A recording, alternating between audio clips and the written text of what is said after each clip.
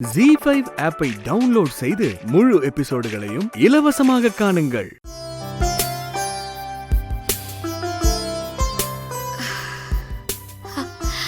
அக்கா சமையல் அதான் முள்ளங்கி சாம்பார் வாசனை இவ்ளோ தூரம் வருது. சாம்பார் ஊத்தட்டுமா? டேய் சாப்பிடுறா கதிரு. நமக்கு பசி வேற வயித்து கிள்ளுதே. இங்க யாருமே சாப்பிடுவான்னு கூட கூப்பிட மாட்டாங்க போல இருக்கே. சாப்பிடு சாப்பிடு சாப்பிடுறா. இங்கெல்லாம் சாப்பிடவான்னு கூப்பிட கூட மாட்டேங்கிறாங்க. அவங்க கூப்பிடலன்னா என்ன, நாமளே போய் உட்காந்துட வேண்டியதான். மாமா வேற என்ன வேணும்? இது கேக்குறமா. ஹாய். அப்பா செம்ம பசி, சாப்பாடு போடுங்க.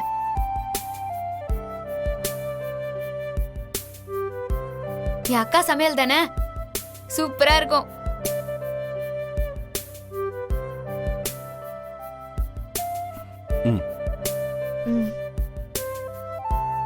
சரி சரி, நீ அது என்னன்னு பாத்துரு.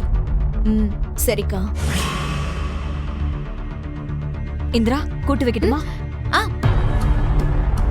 சுபா,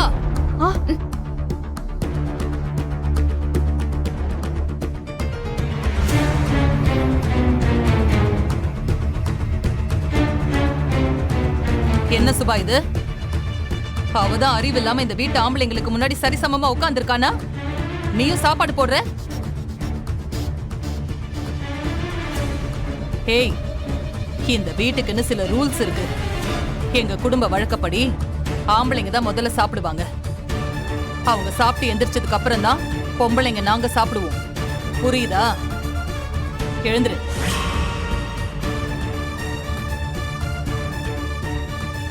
அவங்க எல்லாம் சாப்பிட்டு போனதுக்கு அப்புறமா சாப்பிடலாம்.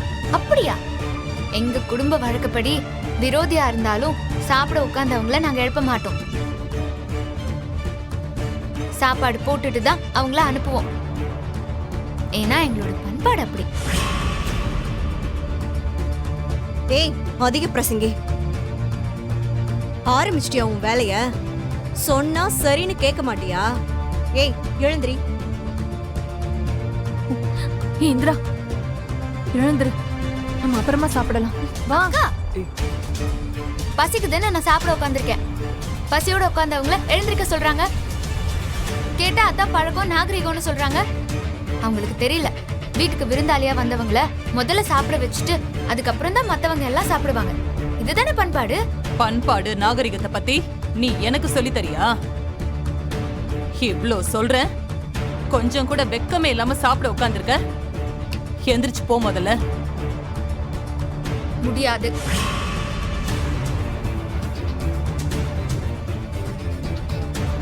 இந்திரா என்னடி பிரச்சனை?